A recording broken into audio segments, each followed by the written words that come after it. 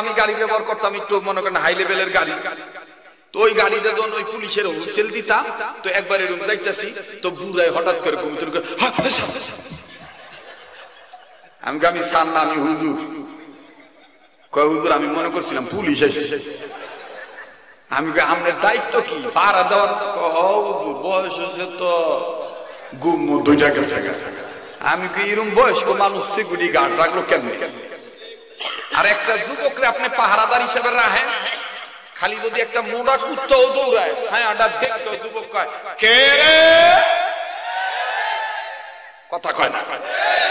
বিশ্বাস করো মুসলমান, আল্লাহর ভয় এবং তওবার দরজায় এসে ইমানের বলে বলিয়ান হয় যদি আমরা ৫ জন যুবক আজকে যারা নবীকে গালি দেয়, টুপিদারিকে অপমান করে, কোরআনকে অবমাননা করে, যারা হুজুরদেরকে ধর্ম ব্যবসায়ী বলে আখ্যায়িত করে, ৫ জন যুবক যদি বলি কোন নাস্তিক রে হাসিনার মতন এক কাপড় তো দূরের কথা নেকটা হইয়া পালানোর সময় পাইব না।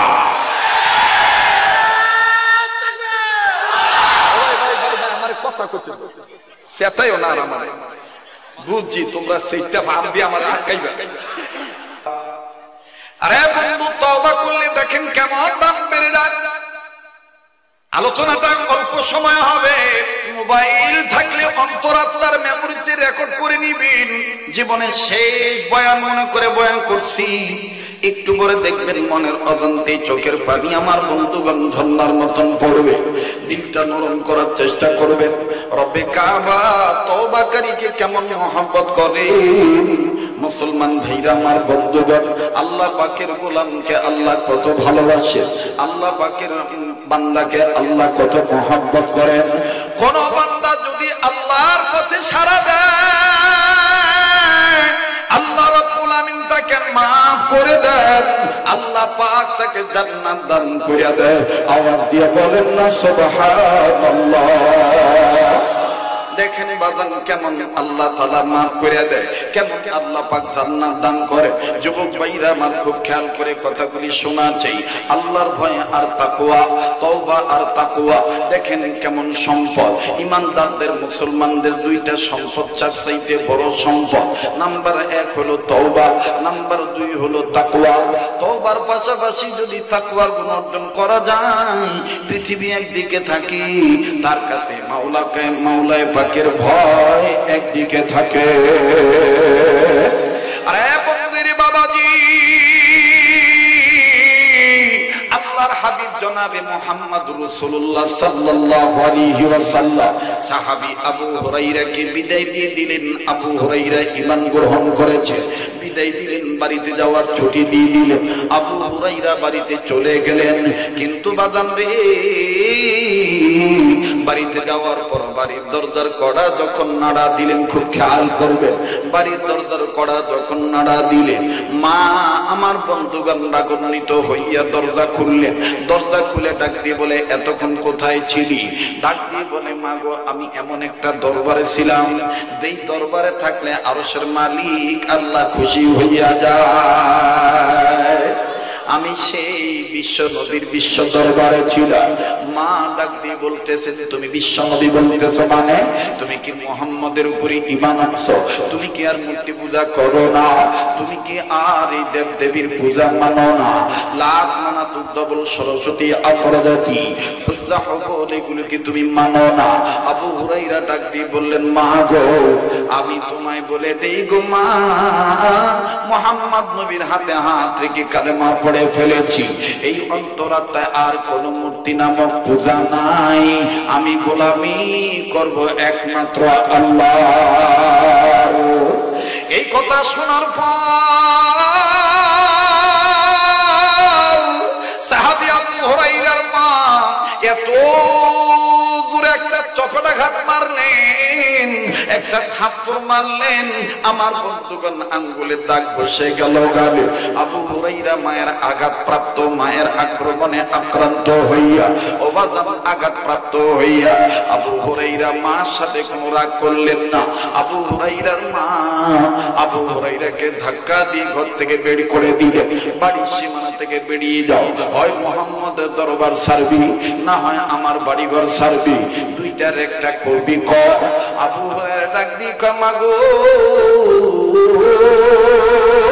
জীবন দিতে রাজি, এতিম নবীর দরবার ছাড়তে রাজি নাই।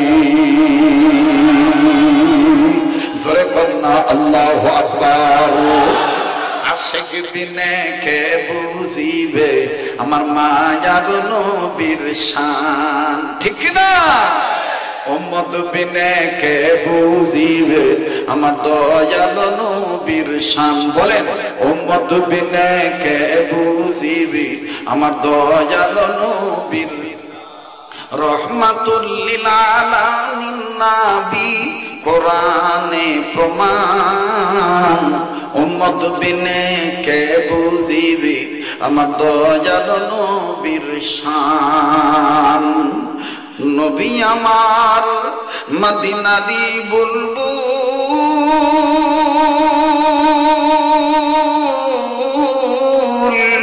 আমার আল্লাহ প্রেম করিয়া নামটি দিলেন হাবিবে রাসূল।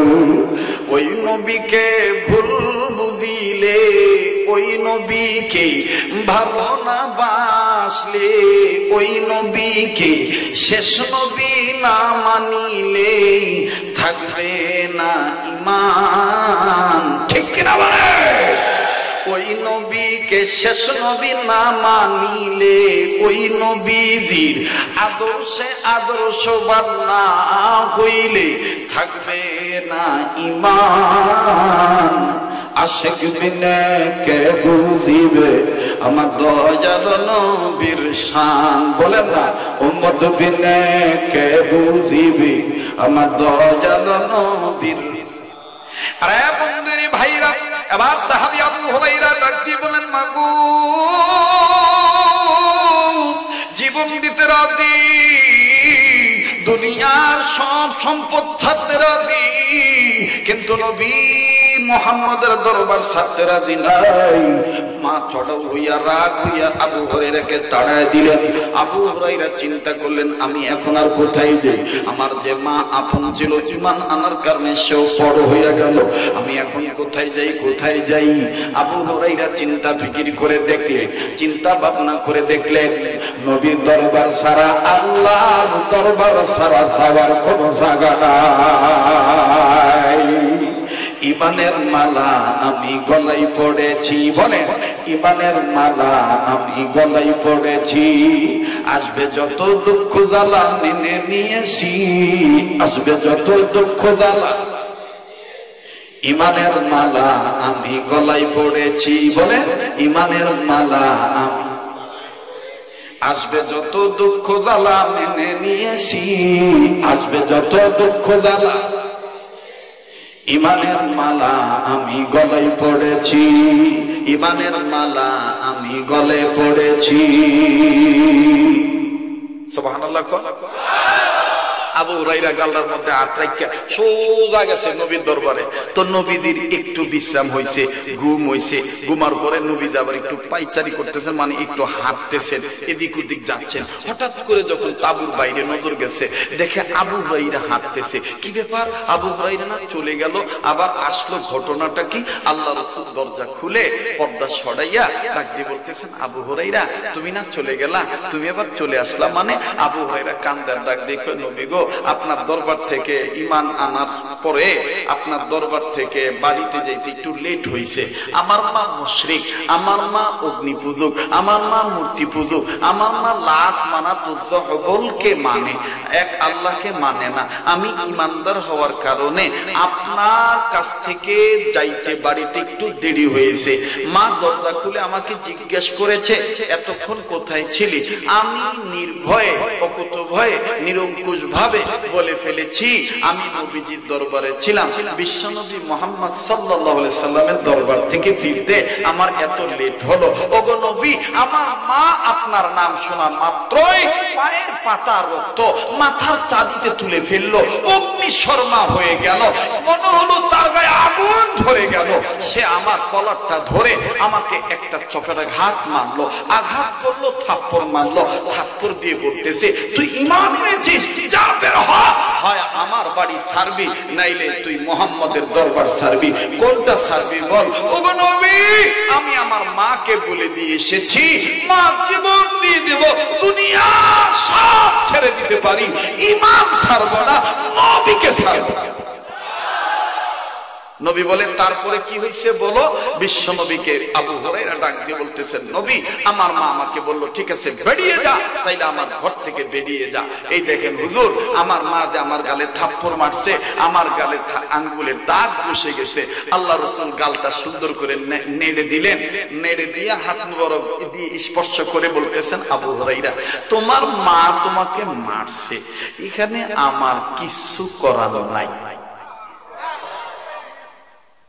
আর যদি আমি হইতাম, আমার দল করার লেগে তোর মাই তোরে হিড়েছে, লাজ রাখছে না আমার বউ তোর মা। কথা কয় না কয়। অথচ বিশ্ব নবী দেখেন, বিশ্ব নবী যেই নবীর উপরে কোন নবী নাই, সেই নবী বলতেছেন তোমার মা তোমাকে মেরেছে, এখানে আমার ইন্টারফেয়ার করার কিচ্ছু নাই, এখানে আমার কিচ্ছু করার নাই। আবু হুরায়রা তোমার মা তোমাকে মেরেছে, তুমি কি চান্সে ছলে বলে কৌশলে আমার কাছে কি তোমার মায়ের ব্যাপারে অভিযোগ দায়ের করতেছো? তোমার মা তোমাকে মারছে, এখানে আমার কিচ্ছু করার নাই। আবু হুরায়রা বলতেছেন, ইয়া রাসূলুল্লাহ না না, আমি মায়ের ব্যাপারে অভিযোগ করতে আসি নাই, এই যে ঈমান যে আল্লাহর প্রতি আনছি, আমার একটা বিশ্বাস হয়ে গেছে, আপনি যদি দোয়া করেন আল্লাহ পাক দোয়াটা ফেরত দিত না। আপনি যদি দোয়া করেন আল্লাহ পাক দোয়াটা ফেরত দিবেন না। বলে কোন দোয়া? বলে হুজুর আমার মা আমাকে মারছে, দুঃখ নাই, কিন্তু আপনি একটু দোয়া করেন না, আল্লাহ যেন আমার মাকে ঈমান নামক দৌলত দিয়ে ঈমানদার বানায় দেয়। সুবহানাল্লাহ। আসতে কষ্ট হইতেছে আপনাদের? তো আবু হুরায়রা বলার পরে রাসূল বলতেছেন ঠিক আছে আমি দোয়া শুরু করে দিলাম। আবু হুরায়রা আগেই না হুজুর, আগেই না, আমি একটু দৌড়াইয়া বাইরে যে দেখতাম চাই, আমি আগে গেলাম না, আপনি দোয়াটা বাইতে আগে গেল। এখন নবীজি ডাক দিয়ে বলতেছে ঠিক আছে তুমি যাও, বাড়ির কাছাকাছি গেলে তখন আমি দোয়া শুরু করব। আবু হুরায়রা যাইয়া আবার ব্যাগ গিয়ার মারছে। ব্যাগ গিয়ার বুঝেন তো? ব্যাগে আইতেছে আর কি, ব্যাগে হুজুর কথাটা বুঝলাম না। কোন কথা বুঝো নাই? সাহাবীদের মধ্যে কিছু সাহাবী ছিলেন সরল সোজা, কিছু সাহাবী ছিলেন অতি চালাক। পয়গম্বরের মধ্যে কিছু পয়গম্বর ছিল খুব সোজা, আবার কিছু পয়গম্বর ছিল অতি চালাক। যেমন গতকালকে আনন্দবাজারের কই জানি একটা এলাকা আমার মাহফিলে ছিল, আমি মনে চালাকের কিছু সংজ্ঞা দিছিলাম, কথা শুনছিলেন না আপনারা? হ্যাঁ, পয়গম্বরদের মধ্যে যেমন মুসা নবী আর সুলাইমান বাদশাহ, ইনারা একটু চালাক ছিল। বাবা আদম ছিল একটু সরল প্রকৃতির। বাবা আদমরে আল্লাহ কইছে গন্ধম গাছের কাছে যাইও না, দাঁড়ের কাছেও যাইও না। বাবা আদম কইছে আচ্ছা। এটা যদি মুসা নবীরে কইতো তাহলে মুসা নবী কইতো গন্ধম গাছের কাছে গেলে কি হইব? আরে কথা কয় আল্লাহ তখন কইতো গন্ধমের কাছে গেলে নফস শয়তান তোরে ধরবো, হ্যাঁ তোরে জান্নাত থেকে বার করবো, মানে শয়তানি করবো, এই করবো সেই করবো, বকর তক্কর ইত্যাদি ইত্যাদি। এইটা এই মুসা নবী আদম নবীরে মানে মুসা নবীরে বুঝাই দিত। তখন আবার মুসা নবী কইতো তাহলে তুমি এই গাছটা বানাইছো কে রে? ভাই আপনারা জানেন আমি সামাজিক ওয়াজ করি। আমার ওয়াজ একবার ওই যে মা বোনরা যে খেতা ছিলেন না, খেতা ছিলেনের আগে দেখবেন ও খেতা ছিলেনের আগে মুড়ি বান্ধা দেয়। যে মা বোনের খেতার মুড়িটা বালা হয়, হ্যাঁ খেতার সিলাইনটা ফুটটা বালা উঠে। আর যেটি মুড়ি বালা উঠে না, দেখবেন লেবদা সেবদা গেছে গা, মানে উড়াইবো যাইবো আনন্দবাজার গেছে গা, একেবারে মনে করুন অলিপুরা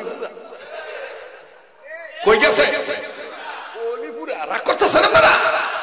এই জন্য আমার ওয়াজ হইলে এরকম আর কি, মুড়ি একবার এমন ভাবে তুলে দেবো যাতে আপনি গায়ে দিয়ে ওষুধ পান, হই না হই যাতে ওষুধ পান, আর যাতে কইতে পারেন না মানুষ হই একটা কথা কয় না। জোরে কথা কন ঠিক কিনা? আমার যে কি টেনশন লাগতেছে, কেমনে যাইতে আল্লাহ নিব, আল্লাহ নিব। তাহলে আর 10-15 মিনিট দিবেন আমারে?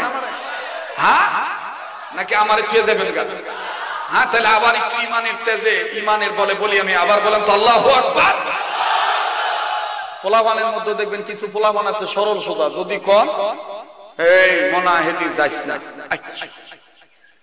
আর যেই পোলাটা একটু বেশি পোলা মায়ে বেশি চালাক যদি কও মায়ও যাইও না, গেলে কি হইব?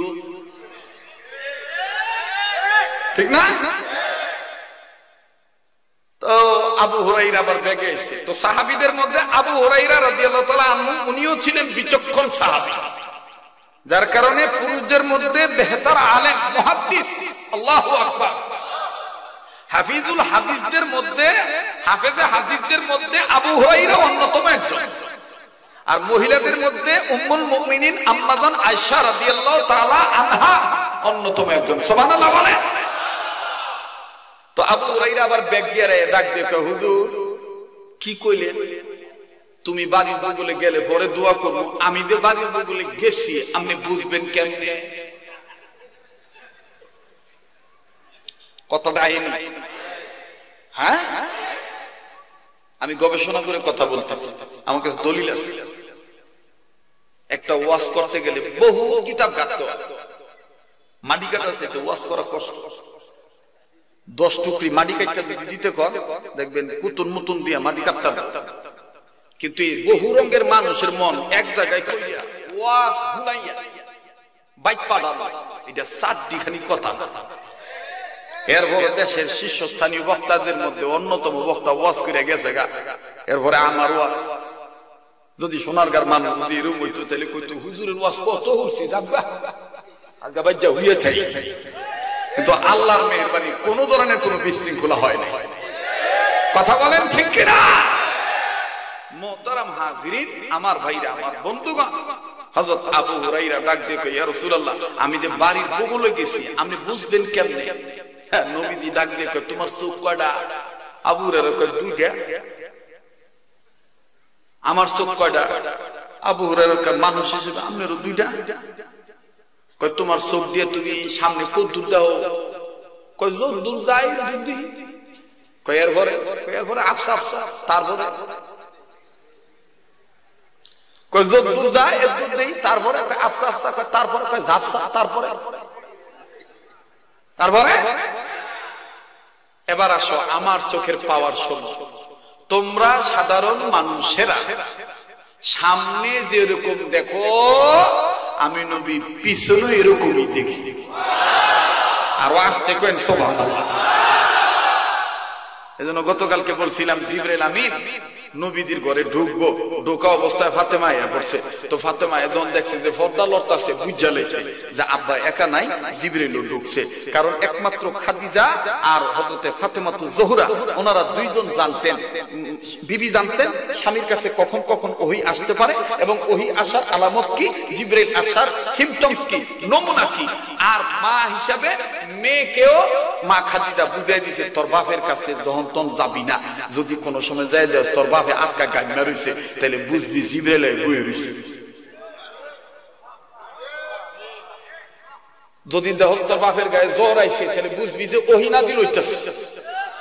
যদি দেহ তোর বাপের ঘরের পর্দা লড়তাছে তাহলে বুঝবি এই মাত্র জিবরাইল ঢুকছে। তো ঢুকতে গেলে একটু অনুমতি লিয়ে ঢুকিস। তো ফাতেমা আইছে, জিবরাইল আইছে, জিবরাইল ঢুকে গেছে গা। ফাতেমা আইয়া দরজার বগলে খাড়ায় পর্দা যখন লড়তাছে, জিবরাইল মনে ভিতরে ঢুকছে। ভিতর থেকে বাইরে থেকে গলার কাশি দিয়ে আব্বা আমি কি ভিতরে আসবো? নবীজি ডাক দেখে, আসো মা। ভিতরে কেউ নাই? ডাক দেখে, আছে তো, তোমার ছোট কাকা জিবরাইল আছে। যখন কইছে তোমার ছোট কাকা জিবরাইল, জিবরাইল ফট করে নবীর কাছে আমি যাই। নবী কই, কে রে? কথাটা আমার কাছে ভালো লাগলো না। কই, কোনটা ভালো লাগে না? কই, বাবা হযরত আদম থেকে শুরু করে ঈসা পেরিয়ে আপনি পর্যন্ত কত নবীর কাছে আইলাম আর গেলাম, আর আপনি হেই দিন আইলেন দুনিয়া, আজকে কইতেছেন আমি ফাতেমার ছোট কাকা। কি কথাটা কি বেমজা লাগলো? আমি যাই। দেখবেন যে আমগো দেশে কিছু মুরব্বী আছে, বেডকা মুরব্বী, যুবকরা যদি সঠিক কথা কয় তখন দেখবেন মুরব্বীরা রাগ হয়,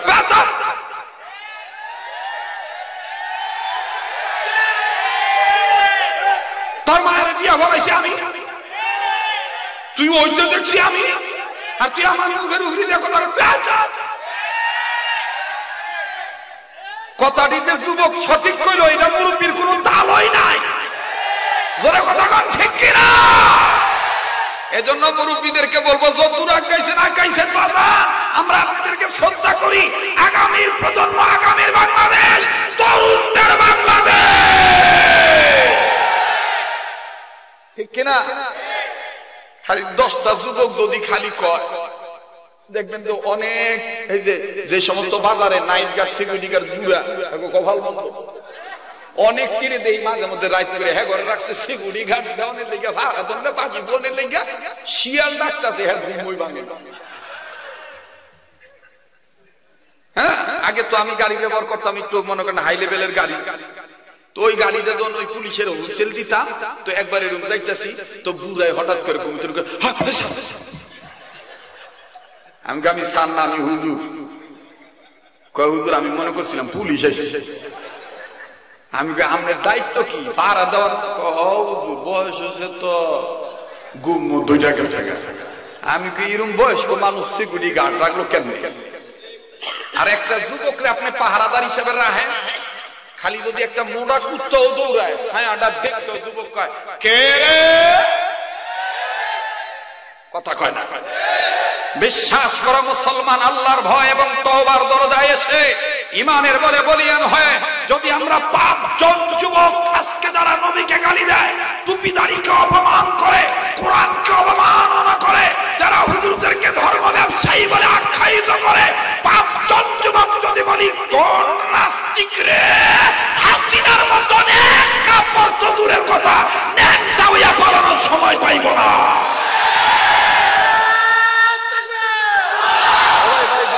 কথা করতে সেটাইও না আমার বুঝছি, তোমরা সেইটা ভাব দিয়ে আমার আটকাইবা, কাম হইতো না। কেউ রাগ করতেছে, বেদার হইতেছে, আসলে ঘুঘু দেখছে, ঘুঘু ফান দেখে, কথায় কথা বাইরে যায়। এটা আমার একটা দোষ। আর আমি খাওয়ানোর সময় অল্প খাই, কিন্তু খুব মজা করে খাই। তা আমার খাওয়া দেখে মাঝে মধ্যে আমার বেগম, আমার মেয়ে ডাক দেখো, আমার খাওয়া দেখে তো বউ ফেলে টানো কান্না আনো, মাইয়া ফেলতে অল্প একটু বাদ দাও। আব্বা যেভাবে খাইতেছি খুব মজা করে খাই। তা আমার বন্ধু, আমার বাইরা ঘুঘু দেখছে, ঘুঘুর ফান দেখে নাই। খুব খেয়াল করবেন, কেউ যদি চলে যায় কোনো সমস্যা নাই, আই হ্যাভ নো অবজেকশন। গতকালকে যেখানে ওয়াজ করতে গেছি, মুরব্বী আমারে প্রথমে কয় হুজুর কেডায় বাইরে গেছে গা, কেডায় রইব, এটান কই না হুজুর, আমগো দেশে থাকতে হইব। ও হনই এই ভয় করো, ও হন যদি এরকম ভয় করো তাহলে চলবি কেমনে? ক্ষমতায় কেডা যাইব, কেডা আইব, এটা আঙ্গো মুসলমানের দেহার দরকার নাই। আমরা খালি চাই ইসলাম, আমরা চাই মসজিদ মাদ্রাসা, আমরা চাই টুপিদারির ইজ্জত, আমরা চাই নবীদের খতমে নবুয়ত, নবী শেষ নবী, এটা সংসদে বিল পাস হয়ে যায়। কাদিয়ানীরা কাফের, এটা আমরা চাই। কেডাই ক্ষমতায় যাইব, কেডা আইব, এটা না আঙ্গো দেহার দরকার নাই। এই জন্যই তো যুবকরা ইসলামী আন্দোলনের পক্ষে, ঠিক কিনা? মোহতারাম হাজিরিন, আমার ভাইরা, আমার বন্ধুগণ, যেই কথাটা বলতেছিলাম, তো জিবরিল আমিন ডাক দিয়ে কয় আমি যাই, মনে আছে? ভুলে গেছে? হ্যাঁ, এই 2টা কথার হাবড় ভাঙ্গে দিয়ে যাই। জিবরিল আমিন ডাক দিয়ে কয় আমি যাই। কয় কেন? কামনে করলেন আমি ছোট ফাতেমার ছোট কাকা। কয় তাহলে তুমি কও, তুমি বড় না আমি বড়? জিবরিল আমিন ডাক দিয়ে কয় রাসূল আপনি বলেন, আমি বড় না আপনি বড়? রাসূল বলতেছেন তুমি তোমার যে বয়স হয়েছে বেশি, এটার একটা রূপরেখা, একটা সিমটমস বয়ান করো তো দেখি। জিবরিল আমিন ডাক দিয়ে বলতেছেন ইয়া রাসূলুল্লাহ, আপনি আসার আগে, আপনি জন্মের আগে আমি রীতিমতো আকাশে একটা তারকা দেখতাম। এই তারকাটা ঝকমক ঝকমক ঝলঝল ঝলঝল করতো।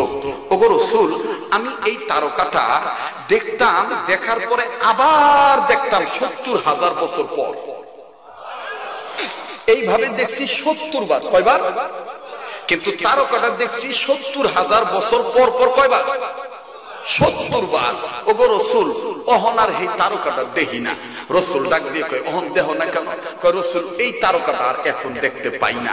রাসূল বলতেছেন, শোনো জিবরাইল, ওই তারকাটার নামই ছিল মুহাম্মদুর রাসূল। আল্লাহ তুমি কও, তুমি বড় না আমি বড়? জিবরাইল কয়, হুজুর আমি বুঝি নাই। আয় ও মাই ও ফাতেমা বিচ্চাই, আমি তোমার ছোট কাকা বাংসে কথাটা। এবার আসেন আবু হুরায়রা ডাক দিয়ে কয়, হুজুর আমি যে বাড়ির বগলে গেছি আপনি বুঝবেন কেন? মনে আছে? রাসূল ডাক দিয়ে বললেন, আবু হুরায়রা তুমি যখন বাড়ির কাছে যাইবা, আল্লাহ রাব্বুল আলামিন আমার চোখের সামনে আয়নার মতন তোমার দৌড়ানো দৃশ্য দেখায় দিবে। কোন পর্যন্ত তুমি গেছো ওই পর্যন্ত আল্লাহ তাআলা আমাকে দেখায় দিবে। ঠিক তখন আমি হাত তুলবো। তবে আবু হুরায়রা আমি তোমায় বলি, তাড়াহুড়া করতে যায় মায়ের সাথে যেন বেয়াদবি না হয়। আবু হুরায়রা আবার যাইতে যায়, আবার বেগে আসে। আয়েশা ডাক দিয়ে বলেন, ইয়া রাসূলুল্লাহ আপনি কি আপনার মায়েরে খুব ভালোবাসেন? আপনি কি আপনার বাপেরে খুব ভালোবাসেন? নবী আমার কান্দার ডাক দিয়ে বললেন, আবু হুরায়রা এটা তুমি কি প্রশ্ন করলা? আমি মুহাম্মদের মা নাই, বাবা নাই। দুনিয়ায় যাদের মা বাপ নাই তাদের মতন বড় দুঃখী, বড় অভাবী আর কেউ নাই। ওগো আবু হুরায়রা, আর যদি আমার মা আমিনা বেঁচে থাকতো, আমার বাবা আব্দুল্লাহ বেঁচে থাকতো, আমি মুহাম্মদ কেমন খেদমত করতাম, আমি মুহাম্মদ কেমন আদব দেখাইতাম, দুনিয়াবাসী দেখতো। মুসলমান ভাইরা আমার রাসূল দেখাইছেন, রাসূলের যিনি দুর্মা ছিলেন, মা হালিমা যখন মজমায় আসতেন, আল্লাহ রাসূল নিজে দাঁড়ায় যাইতেন। নিজে দাঁড়াইয়া নিজের গায়ের বরকতি চাদরটা মা হালিমাকে বিছিয়ে দিতেন বসার জন্য। সাহাবীরা বলতেন, ওগো নবীজি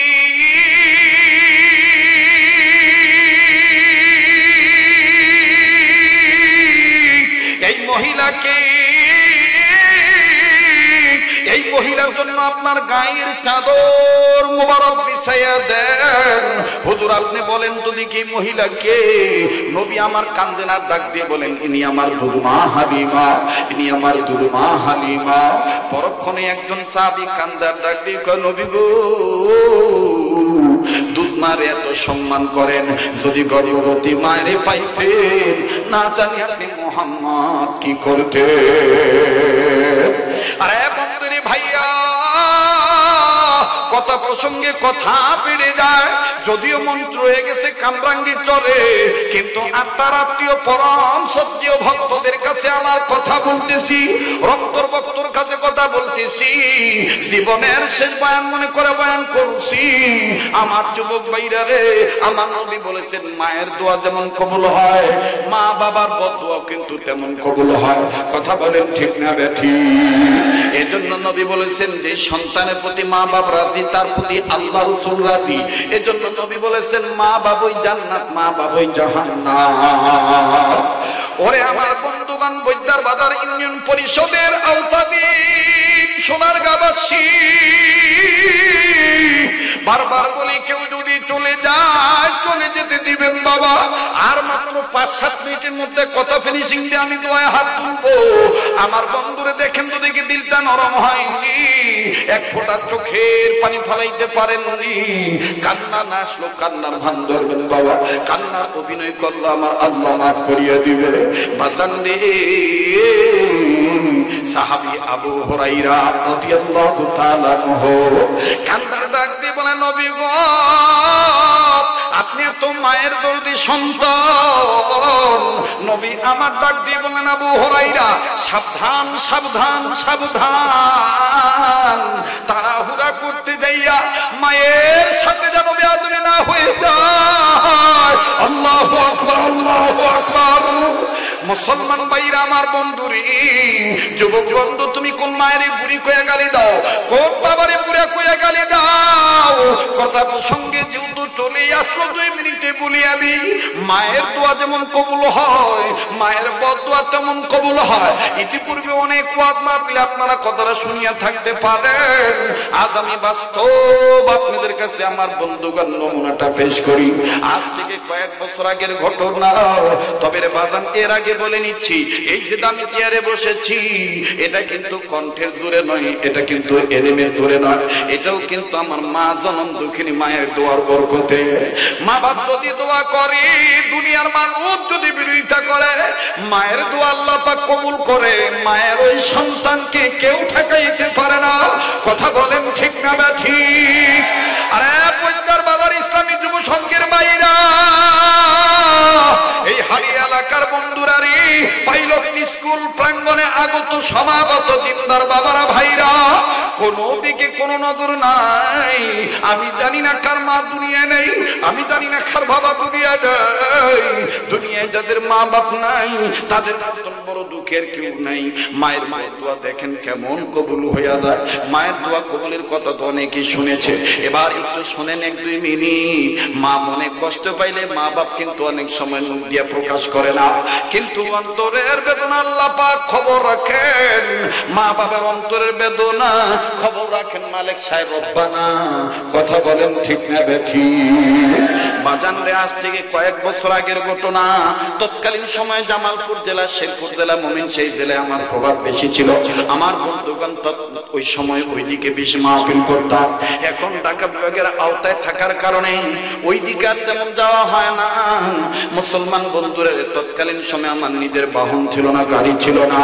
মহাখালী বাস স্ট্যান্ড যাওয়ার পরে তারপরে জামালপুর শেরপুর জেলার গাড়িতে উঠতে হইতো টিকিট নিয়ে।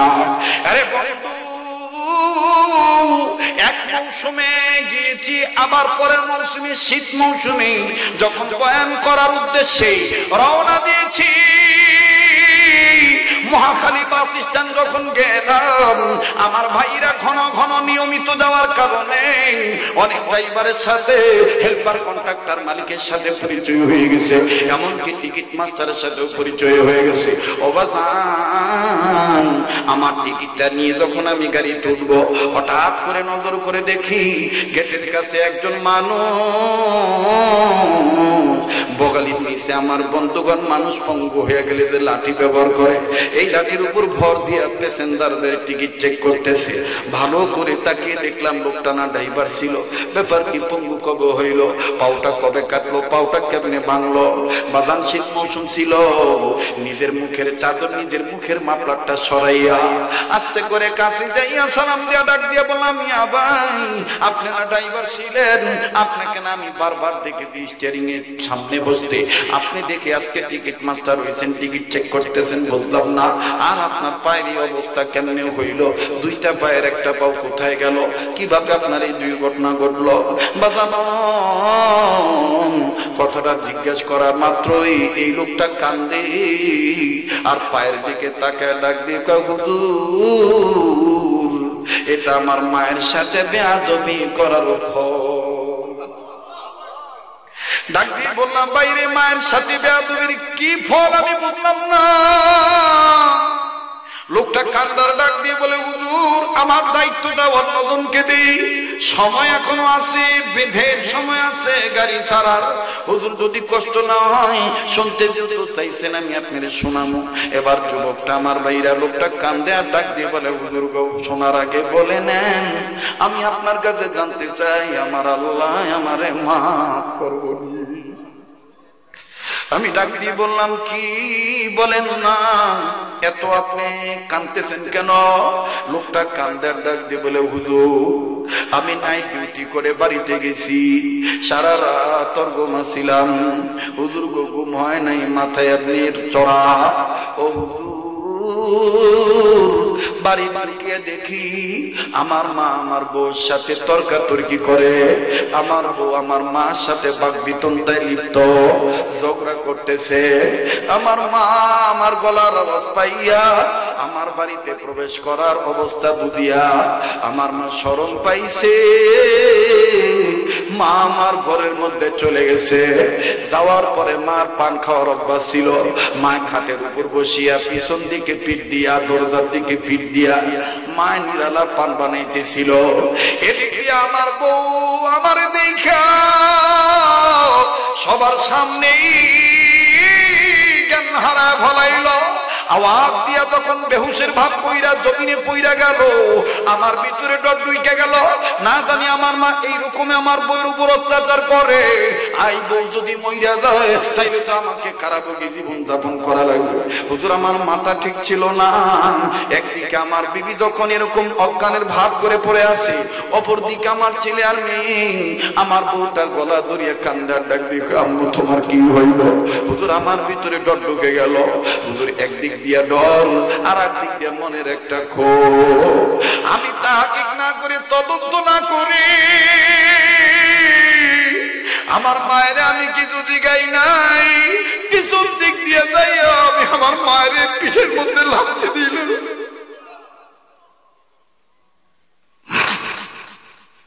আমার মা বাড়ির পায়ের লাথি খাইয়া মা আমার খাট থেকে পড়ে গেল। মাটা আমার কবরে হাত দিয়া দেখতেছি মার কেমন জানি দম আটকায় যায়, মার চেহারাটা কালো বর্ণ হয়ে যায়। মা কান্দার ডাক দিয়ে কয়, আল্লাহ এই পোলার পায়ের লাথি খাওয়ার আগে কেন আমার মরণ হইল না? কেন আমার মরণ হইল না? মুসলমান বন্ধুরে, এবার যুবক কান্দার ডাক দিয়ে বলে,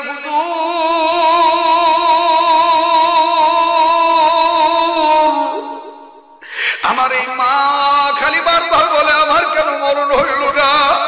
কত কষ্ট করে মানুষের বাড়িতে কর্ম করে, মানুষের বাড়িতে জির চাকরানির দায়িত্ব পালন করে, বাসা বাড়িতে থালা বাসন মাইজা এই পোলার ড্রাইভারি শিখাইছি। আজকে এই পোলার বাপ নাই, পোলার ঘরে আমি খাই, এই পোলায় আমার এইভাবে লাথি মারলো। আল্লাহ আমার এই পোলার পায়ের লাথি খাওয়ার আগে আমার কেন মরণ হইল না? হুজুর আমার মা যখন লাথি খাইয়া এইরকম বলে, আমার ছোট্ট মেয়েটা দৌড়ায় আইসা দাদিরি চট করে সুন্দর করে ধরা দইরা দাদির কপালে চুমা দিয়ে কয়, দাদু আব্বা বুঝে নাই তোমার গায়ে লাথি মারছে দাদু, ও দাদু আব্বারে মাফ করে দিও। আর আমার মেয়েটা আবার আমার কাছে হাত ধইরা ঝাঁকি দেয়, ডাক দিয়ে, আব্বু তুমি কেন দাদুর লাথি মারলা? দুষ্ট আম্মুর ছিল, দুষ্ট দাদুর না। হুজুর যখন আমার মেয়ে বলল দোষ আম্মুর, তখন আমার ভিতরে কেমন জানি অস্থিরতা শুরু হয়ে গেল। আয় আল্লাহ মেয়েটা কি করলাম, ও আল্লাহ মেয়েটা কি করলাম।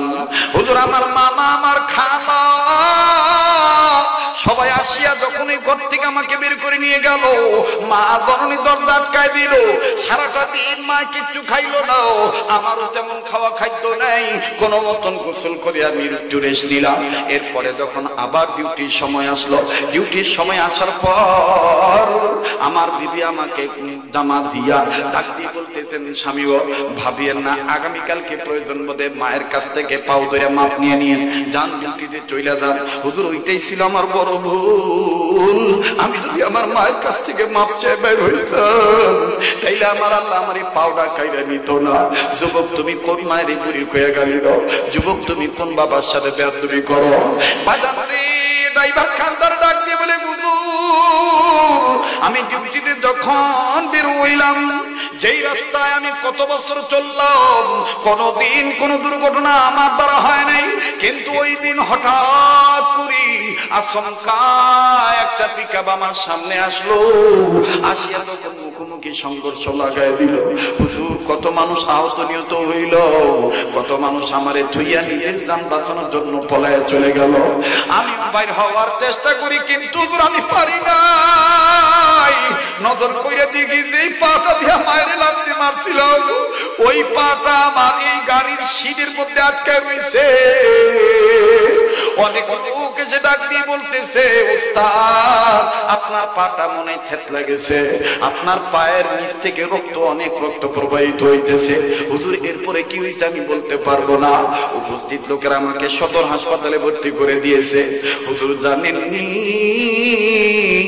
জ্ঞান ফেরার পর ডাক্তার যে আমার পাওটা কেটে ফেলেছে অপারেশনের মাধ্যমে। হুজুর আমি জ্ঞান ফেরার পর চোখ মিলে তাকায়া দেখি, যে বউর প্লবনে পড়িয়া মায়ের গায়ে লাথি মারছি, ওই বউ আসে নাই, অথচ যে বৃদ্ধ মায়ের আমি লাথি মারছি, আমার ওই মা আমার ওই কাটা পায়ের কাছে মাথাটা দিয়া হাত দিয়া পাওটা দইরা আল্লাহর কাছে কাঁদতার কই, আল্লাহ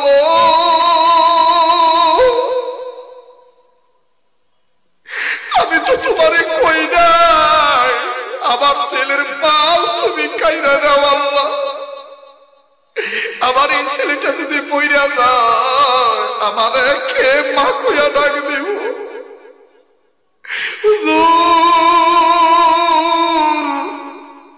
আমার মায়ের এই কান্নার আওয়াজ যখন আমার কানে আসবো আর আমি যদি ঠিক রাখতে পারলাম না, আমি আমার মায়ের কাঁধের উপরে হাতটা বাড়াইয়া আদ্রভাবে সুন্দর করে নরম মেজাজে ডাক দিয়ে কইলাম, মাগো ওই মা আমি বুঝি না, আমার মাফ করে দে। আমার মা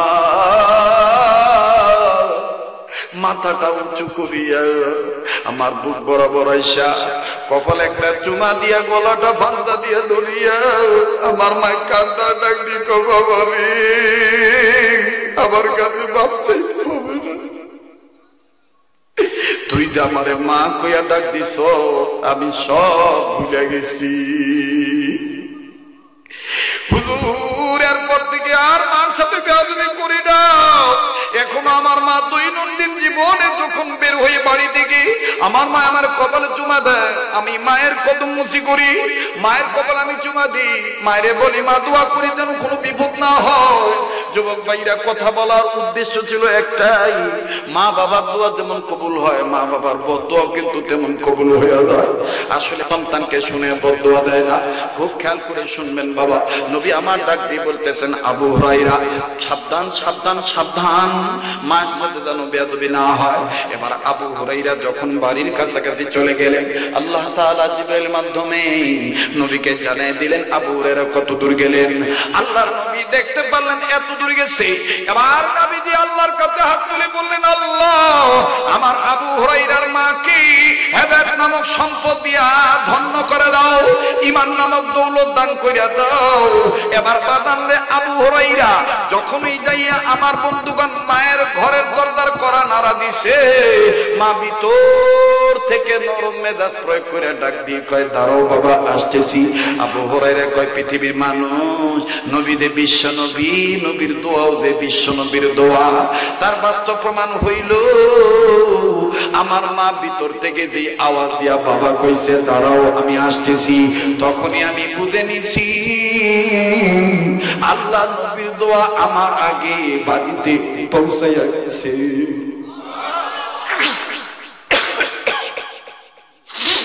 আমার মা বলল, বাবা দাঁড়াও আমি আসতেছি।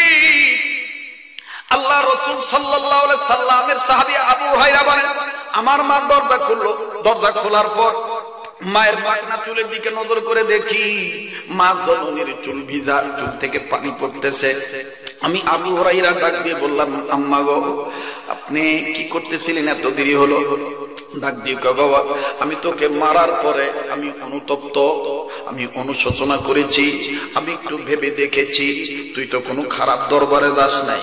ও বাবা আমি গোসল করেছি, রেডি হয়ে গেছি, চল না বাবা চল বিশ্ব নবীর দরবারে আমার লইয়া চল, আল্লাহকে পাওয়ার ব্যবস্থা করে দে, কালেমা পড়াইয়া ইমানদার মুসলমান বানায় নে।